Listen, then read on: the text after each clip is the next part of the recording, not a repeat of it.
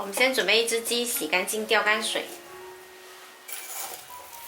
用粗海盐涂抹一遍，先腌个底味。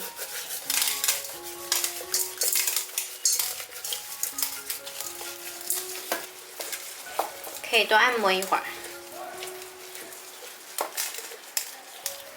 涂抹均匀后，把鸡身上的盐粒抖干净，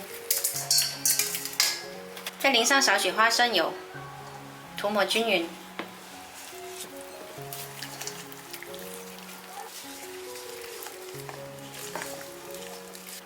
把我们刚刚拍碎的姜放到鸡肚子里面去，鸡脚也放进来，然后再准备2张盐橘子，也叫草籽，这种在网上可以买得到，它跟普通的油脂是不一样的。这种籽呢，它可以渗透味道过来，油脂是渗不过来的。把鸡放在一头，然后草籽卷起来，两边先包过来。像这样包严实就可以了。再准备一个砂锅，加入2包粗海盐，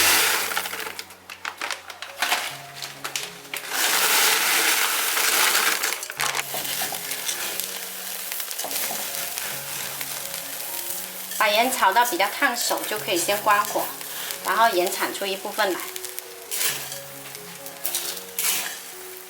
大概舀出2/3来。剩下的盐呢，平铺在底部，大概是3-4厘米那样子。然后把鸡放进来，刚刚好，盖上舀出来的盐。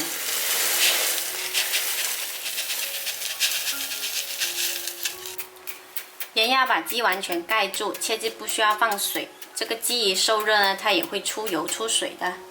盖上盖子，小火焗1个小时。好啦，时间到，可以关火。自然冷却了之后呢，我们再把鸡取出来。哇，好香的盐啊，还有那个鸡肉的香味夹杂在一起。我们放到盐不那么烫手的时候呢，就可以把盐挖走，把鸡取出来。面上这些盐呢还很干净，我们把它保存起来，下次还可以继续用。我家哥哥今天呢洗碗的时候闻到厨房里面有很香的味道，他就问我有什么东西，我说盐焗鸡啊，他很想吃了我说还不能吃，还没放凉呢，他说我就吃一个小鸡翅膀就行了，真好笑，他超级喜欢吃盐焗鸡的。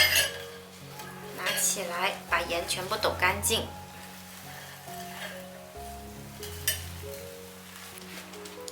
把油脂撕去，底下这个部分呢有点粘底是正常的，因为焗的过程中呢会有鸡油流下来。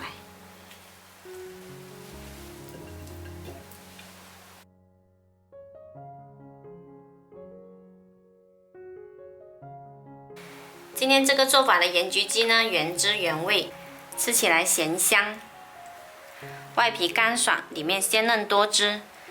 送饭呢，或者当下酒菜都是不错的。喜欢的朋友可以收藏起来试一下。我是小坏，喜欢我的视频记得关注我哦。